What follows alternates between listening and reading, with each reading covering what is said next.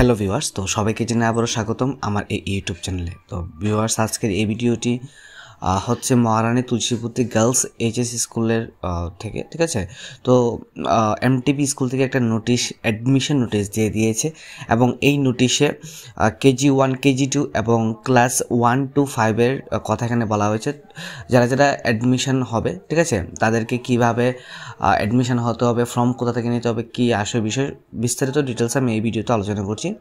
প্রথমে বলা হয়েছে মহারানী তুলসীপতি গার্লস এইচএস স্কুল, এই বিদ্যাজ্যোতি স্কুল, এটা একটা Vidyajyoti school affiliated to CBSE, ঠিক আছে, Agartala West Tripura. Admission notice তো বলেছে admission forms for the girls aspirants of nursery KG 1, KG 2 and class 1 to 5 for the session 2025-26 will be distributed and collected from 3rd March to 12th March 2025, 7 a.m. to 8:30 a.m. in working days only from the school by showing the original birth certificate and original caste or PH certificate if applicable.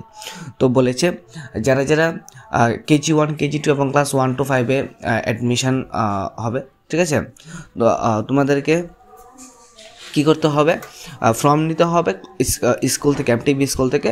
12 তারিখ পর্যন্ত সময় আছে এবং সময় দেওয়া আছে 7টা থেকে 8:30 পর্যন্ত, ঠিক আছে, 7 a.m. to 8:30 a.m. ঠিক আছে।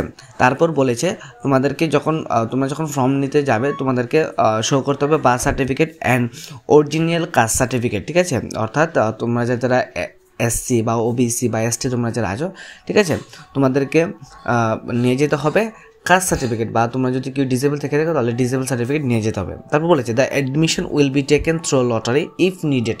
তো বলেছে যদি দরকার হয় অ্যাডমিশনটা লটারি দিয়ে নেওয়া হবে। For more details please see the school notice board. বলছে আপডেট কোনো নোটিশের জন্য তোমাদেরকে স্কুল নোটিশ বোর্ডে ফলো করার জন্য, ঠিক আছে। তো এই হচ্ছে বিষয়। 12 তারিখ পর্যন্ত সময় দেওয়া আছে, 7টা থেকে 8:30 পর্যন্ত সময় আছে।